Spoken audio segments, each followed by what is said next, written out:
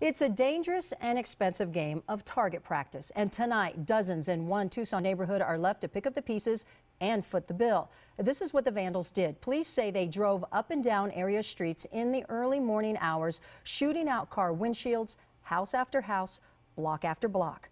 9 on your side's Maggie Vespa is live near the intersection of Broadway and Houghton with the latest in the hunt for those responsible in tonight's 9 on your side crime alert.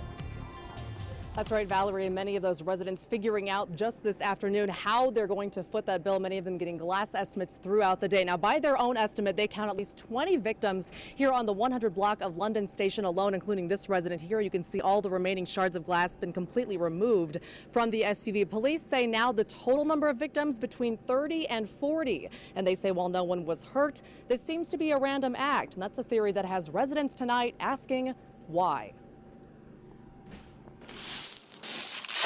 Their stories are as repetitive as the crime. I woke up this morning and come out to get the Sunday paper. Came out a little bit after 8. Saw these neighbors over here and saw a cop. And my neighbor said, "Excuse me, everybody's window is smashed in." For most, the scope of the damage was difficult to digest. And it seemed to be everybody on the whole side of the street. And then more neighbors came over from the other side of the neighborhood, started saying that they had the same thing happening over there.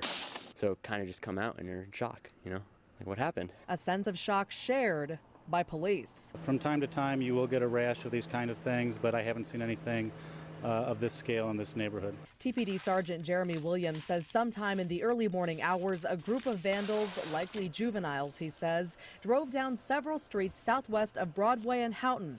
Using a BB gun, they targeted SUVs and large cars, leaving little evidence behind. Is it going to be difficult to pinpoint who did this? Well, it might be tough initially, but usually people talk. And when they do, we can hopefully come up with some leads and find out who did this.